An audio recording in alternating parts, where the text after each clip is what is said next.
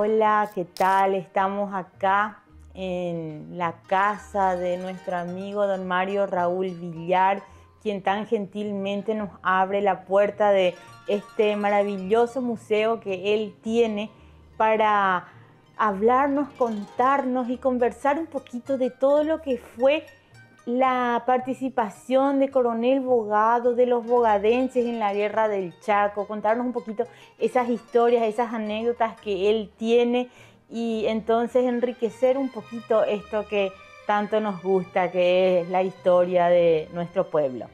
¿Qué tal, don Mario? ¿Cómo estás? Muy buenas tardes, profesora. Bien, acá estamos a disposición de ustedes. Nosotros queremos conocer un poquito de los bogadenses que se fueron a la Guerra del Chaco, por ejemplo, de esas familias que se quedaron a lo mejor sin hijos, sin padre. ¿Qué nos puedes contar un poquito de los compueblanos que fueron?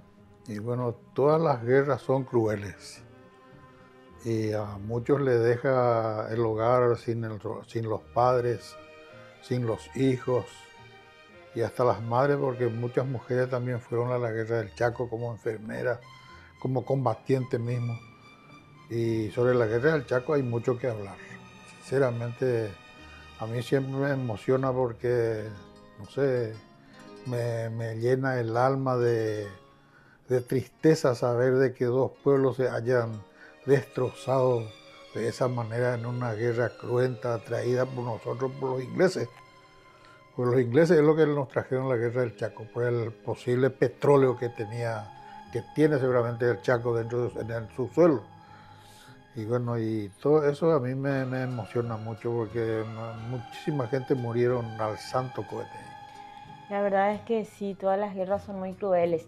Y de Coronel Bogado hay familias que sabemos que fueron uno, dos o varios miembros de la Y familia. hay muchísima gente acá que fueron hijos y papás también, y hermanos, como los hermanos Barbosa de San Rafael, que fueron creo que 8 hermanos y volvieron todos, con la excepción de que uno vino sin una pierna. Dentro de Y todo, una bendición que hayan vuelto todos. todas las guerras son crueles, tremendamente son crueles porque dejan con luto a muchos hogares. Sí, yo, por ejemplo, recuerdo esta canción que suele cantar Francisco Russo a la Virgencita, cuando la mamá iba a rezar a la Virgencita a pedir que vuelva a su hijo. Sí, muy hermosas canciones, emotivas. Sí, realmente. Y No, realmente eso demuestra el amor que le tenía a la madre del soldado ese que se fue a la guerra y le pedía la bendición de su madre para que vuelva sano y salvo, tal como ocurrió en la canción, ¿verdad? sí. Y es así que también llena de emoción saber ese sentimiento patriota que invadía a los jóvenes de aquella época para ir a incluso ofrecer su vida por la Sí, patria. sí, había jóvenes de 14 años que se alistaron para ir y algunos escondidos se iban. Le veía a sus hermanos irse todos y él no quería quedarse atrás. Entonces se escondía entre los soldados y se iba al Chaco. Muchísimos casos hay en el Paraguay de eso. Y eso demuestra el heroísmo y el patriotismo que tiene el paraguayo hacia su tierra. Sí, el amor a la tierra realmente es, es un sentimiento muy profundo que seguramente se va perdiendo también con el transcurso de las generaciones, ya que Sí, se va cada vez perdiendo. nos mezclamos más, ¿verdad? Cada vez hay Sí, más mezclas. sí. Y claro, y se va diluyendo, como se dice. Sí, por eso es tan No es más puro el importante, sentimiento. sí, por eso es tan importante cuidar, ¿verdad? Cuidar esto. Y hay que cuidar, hay que guardarlo bien, muy bien envuelto en algo especial para que no se termine nunca. Sí. ¿Cómo será que se recibió acá en Bogado la noticia? Porque me imagino había internet, no había... La guerra se venía luego venir. Que de algún lado tenía que comenzar porque los ingleses creían de que había mucho petróleo ahí en el Chaco. Y ellos querían ese petróleo como una reserva, según la historia. Querían como una reserva ahí y entonces le armó a Bolivia y le hizo pelear contra Paraguay para quedarse con esa parte del petróleo que ellos necesitaban. Ellos necesitaban tener ese petróleo como reserva, una reserva internacional que lo tenían bien guardado ahí debajo tierra, ¿verdad? Tenían que trabajar mucho para sacar, pero había petróleo y hay petróleo en el Chaco. Y ese es el problema que se tuvo con la guerra del Chaco. ¿Y cómo se recibió la noticia acá en Coronel Vado? ¿Quién trajo esa noticia? Y el gobierno, nuestro gobierno es lo que declaró la guerra. Después de pelearse casi un año y algo, se declaró la guerra. Y nosotros le declaramos la guerra a Bolivia. Creo que fue el 10 de mayo del 30 y algo. Y fue un 10 de mayo. Y bueno, y ahí se destrozaron los muchachos, lastimosamente. Y está el famoso evento del Rojas Silva, ¿verdad? Mm. Que fue el primer soldado que Sí, mataron. ese fue en el 28. En el 28 allá está la historia de Rojas Silva. Ahí en ese papelito blanco que está allá. Sí. Esa es la efigie de él. Ah, La efigie de él, ahí está el sí, soldado sí, ese. sí. Ese es Rojas Silva Guaú. El problema es que si los bolivianos se adueñaban de Boquerón, tenía el camino libre para llegar al río Paraguay, que era el motivo principal de ellos llegar al río Paraguay y bajar hacia Asunción. Entonces todo el litoral de ese río ya iba a pertenecerle a Bolivia, ya no iba a ser paraguayo. Y eso es lo que Estigarribia y Eusebio Ayala no querían que pase. Entonces mandaron todas las tropas ahí en ese lugar para atajarle y le atacó en Boquerón. Hasta acá nomás le dijeron, de acá no pasan. Sí. Sí, bien es cierto, ¿verdad? Hay muchas teorías que relacionan la guerra del Chaco con Inglaterra. ¿Cómo fue que un alemán vino a dirigir a los bolivianos? Bueno, el alemán desde un tiempo bastante prudencial le estaba entrenando luego al ejército boliviano. Él era oficial reconocido como del ejército boliviano, Hans Kuhn, Sí. sí, alemán, y que después le patearon también y volvieron a traerle Sí, hasta que se fundió en Managua. sí. En Managua él se fundió y ahí se fue y ya no vio nunca más. Así fue la guerra del Chaco. ¿Y qué hay de... ¿Cómo será que se alimentaban esos soldados allá tan lejos? ¿Qué tomaban? ¿Cómo comían?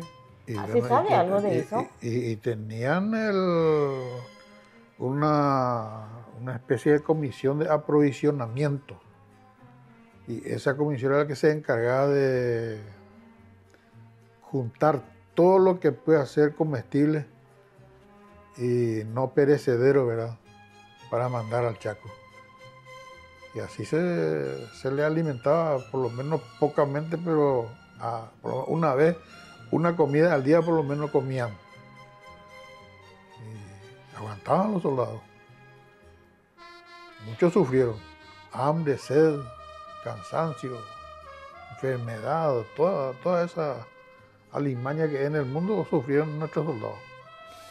Son heroicos los soldados paraguayos. Realmente, la verdad es que pensando en retrospectiva y viendo, ¿verdad?, cómo es que a nosotros en nuestra generación una pandemia nos hizo trizas en salud mental, cómo es que fueron tan fuertes, ¿verdad?, ellos para soportar.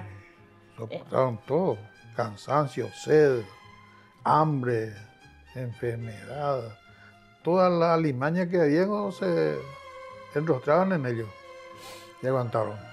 ¿Hay algún registro o se hablaba popularmente de la chipa como alimento en la guerra? ¿Usted no recuerda? No, yo no recuerdo. Yo lo que sé de que este don Regalado Barbosa, ¿no? Y él era uno de los encargados de administrar acá, juntar las provistas, no perecedero, ¿verdad? Y mandaba, acá había una comisión que juntaba eso y mandaban al Chaco así. Y sí, y Y eso le hacía llegar a los soldados. sí, en aquel Según la momento historia, don seguramente Regalado Barbosa. ¿Y los ganados se iban en pie o ya carneados? Y no en pie. En pie. Sí, eso se faenaba cerca de los, ¿cómo le vamos a decir? Cortines. Sí, cerca de los lugares en donde acampaban los soldados. Había luego una compañía de matarifes que se encargaban exclusivamente de otra comisión para proveerle de los animales vacunos y otra comisión de faenamiento que faenaban los animales y tal kilo de carne para cada día, cada regimiento o para 2 o 3 días. Le enviaba cada regimiento, cada uno tenía su cocinero, todo preparado. Sí. La logística que habrá demandado tener, ¿verdad?, para soportar el día a día de tantos soldados. Sí, después de todo eran exigentes. Y esta gente que estaban encargados del suministro de eso, seguramente se veían en figurilla algunas veces para tratar de hacerle llegar, porque la tropa no puede esperar, tiene que comer, si no, no va a rendir nada, me parece. Seguro. ¿Y será que ya se hacía chipa cuando eso? Seguro. Se hacía ya seguro. Sí, chipa. porque el tren, el ferrocarril funcionaba. No, y en el Chaco, porque nosotros tenemos por sabido que acá se hacía chipa desde 1910 más o menos.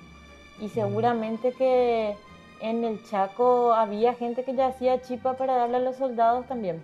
Seguro, le mandaban paquetes. Paquetes de chipa. Sí, paquetes. El correo estaba liberado para mandar, para llevar toda la correspondencia de los soldados, gratuitamente. Ahí se depositaba todo y se mandaba y allá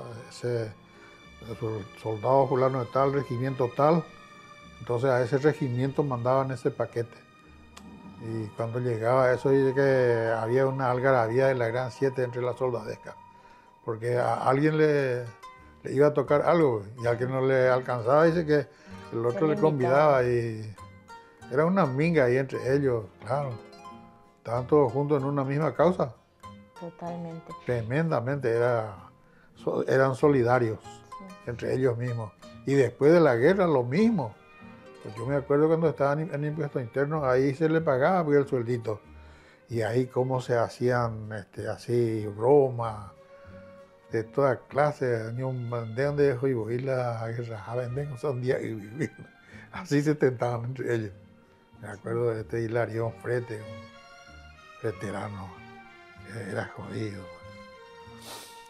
Y seguro que las mamás mandaban chipa, ya que era un alimento que... Sí, dice que se hacían cajas así de madera y se clavaba todo. Y adentro dulce, chipa y el petijú, el naco, cigarro. Se le mandaba. Todo, sí, con eso. Mi mamá se recordaba porque ella tenía un hermano en la guerra, que gracias a Dios volvió también. Don Mario Raúl, y acá vemos que tenés muchísimas cosas, vemos muchas cosas, digamos que antiguas y muchas cosas relacionadas con la guerra. Se ve que es una pasión que siempre tuviste y fuiste juntando, seguro. ¿Cómo empezó todo esto? Y yo leía el diario, como le dije al principio, La Tribuna y La Razón, la cual mi papá era suscriptor, y venían los lunes y jueves el tren de Asunción y traía, y mi papá retiraba del correo la suscripción. Y ahí comencé a leer y me impresionó la muerte de Estigarribia y todas esas cosas. Por ahí tengo la foto del féretro de Estigarribia, ahí velándose en el Palacio de Gobierno, con su esposa al lado, y el aviador Carmelo Peralta. Y bueno, y por ahí es que me comencé a interesarme, ahí estaba el doctor Laviste también, estaba otro Wilton Baez, y Otto Meffer. Y por ahí me interesé y sigo interesándome. Y empezaste a juntar. Y de entre las cosas que juntaste, ¿qué por ejemplo es lo más representativo de la guerra del Chaco que tenés? Y allá hay una fotografía donde está mamá con su ahijado de guerra. ¿Ahijado de guerra? Sí. ¿Qué eso es? ¿Cómo es? Y cada soldado se hacía de una madrina y se iba al Chaco. Y mi mamá era la madrina de guerra de un soldado. ¿Y cuál era la función de la madrina de guerra? Y le mandaba cosas así, dulces, cigarrillos, naco, petinjú, todas esas cosas que podía. Aquí me acuerdo de una señora decía que ella exclusivamente con sus propias manos plantaba media hectárea de algodón y todo el producto de esa media hectárea, ella compraba cosas y le mandaba a los soldados. Imagínate el patriotismo de la mujer. Y allá yo tengo una fotografía de mi mamá con su ahijado de guerra. Y después, bueno, eso digamos que es lo más representativo para vos que tenés de la guerra. Y después toda esa colección de armas que están ahí, ¿cómo fuiste juntando? Y eso me costó, cuando estaba en impuesto interno, es lo que yo más conseguí estas cosas. Ahí esos fusiles, por ejemplo, en la mayoría me dio el capitán Arias, que era el hermano de don Ciriaco Arias y a quien le conocí en vida en San José de los Arroyos. Y me regaló todos estos fusiles viejos que él tenía ahí. Él era capitán, servicio de reserva, viejo ya. ¿Y esos, será que se fueron a la guerra, esos fusiles? Sí, claro. Y estos eran de la guerra del Chaco. Primero en las revoluciones seguramente. Y, Esos fusiles altos, esos eran de la revolución del 22, mía. y de entre todas las cosas que tenés acá, ¿qué te parece que es la cosa más antigua? Y estas cosas de la guerra del 70. Ahí está. Estos son de la guerra del 70. Sí, ahí está. Objeto de la guerra del 70, dice. Ahí hay unos yataganes, espuelas, las bombas de piedra, botellas de los muchachos. Eso se trajo de la trinchera de Curupa, la botella. Uy, mira. Esto era de los brasileros. Yo recuerdo que una vez escuché y me llamó mucho la atención cuando el mariscal Estigarribia en un discurso en Uruguay, que está grabado el discurso, uno de los pocos discursos de su voz que hay, y le dijo al pueblo uruguayo que no les extrañe que el mariscal de una de las guerras más cruentas que tuvo este hemisferio de la Tierra les diga que la paz es el valor más preciado que debe cuidar el ser humano. Me llamó mucho la atención porque es cierto, es como él siendo el general, el mariscal de una guerra, él se fue a predicar por la paz. Y así es la vida. Sí.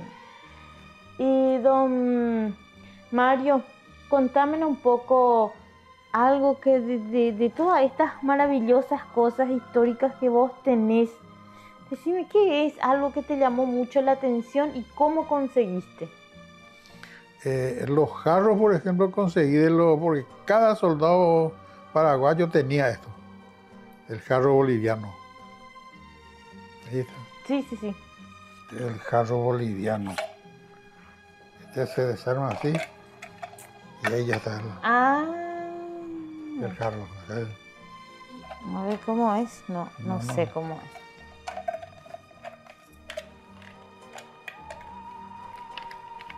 Tiene que ir hacia arriba un poquito y después ahí. Y este seguramente que usaba así por su cinto, ¿verdad? Ponía por su cinto. Exactamente, por su cinto ponía. Para que no se le caiga. Sí. Sí. Hacía ruido. Y en este seguro que para tomar el agua era valioso elemento. ¿Y cómo conseguiste eso? Y de los soldados paraguayos. ¿De los soldados paraguayos te regalaron? No, sí, que los ex-chacoré. Los ex-chacoré. Con relación a nuestro Colegio Marcelina Abogado. Dice que tiene la forma de una E para que en caso de que la guerra avance, se sepa que es una escuela y no se bombardee. ¿No sabes nada? ¿Nunca escuchaste esa No, historia? primera vez que escucho eso. ¿En serio? Sí, primera vez que escucho. Y no creo. Escuché en la guerra. No hay perdón ahí. No, es verdad. No hay perdón. Y es cierto que el colegio fue erigido por prisioneros bolivianos. Sí, se trabajó ahí. Muchos prisioneros bolivianos estuvieron ahí. El coronel Franco era el presidente y él mandó no sé cuántos bolívares. Don Antonio Dionisio González era el encargado de gobernarle a esos bolí. Bajo su conducción se hizo la segunda planta, según me contaban a mi Titú y eso. Yo conoce todo. Sí. Claro, vivían. Los bolivianos ya se dieron cuenta de que no iban a llegar a Asunción nunca. Eso ya estaban seguros porque el Paraguay se les plantó ahí hasta acá y de acá no pasan. Y conociendo tanto esto histórico, esta guerra tan cruel, ¿qué mensaje podríamos rescatar para la generación de ahora y las que vienen? Y tratar de andar bien con todos los vecinos. Eso es en la misma vida práctica nos enseña. Y como nada de lo contrario se arma el desastre. Ahí viene la guerra y las muertes, enlutamiento de gente que no tiene nada que ver en el asunto, pero que están ahí. Eso es lo que yo pienso, que no se debe de tentarle al vecino. ¿Para qué? Hay necesidad. Y como una vara, ella de pura ahí. Sí. Así es. Bueno, don Mario, te agradecemos muchísimo estos minutos que nos brindaste de tanta emoción, de tanta historia. Gracias por recibirnos en tu casa. Y bueno, vamos a pasar a mirar estos objetos que tenés guardados. Sí, cómo no. Sí, yo les voy a acompañar Bueno, algunas cosas que quieran preguntar, quieren saber. también, don Mario, si le querés invitar a la gente que venga. Yo les invito a la gente de Coronel Hogado que todavía no conocen el museo que venga, que acá todos los días no está abierto en realidad, pero con un timbrazo ya le vamos a atender y darle todas las explicaciones posibles de lo poco o mucho que tenemos acá en el museo, para conocer nuestra historia, Totalmente. principalmente de la Guerra del Chaco.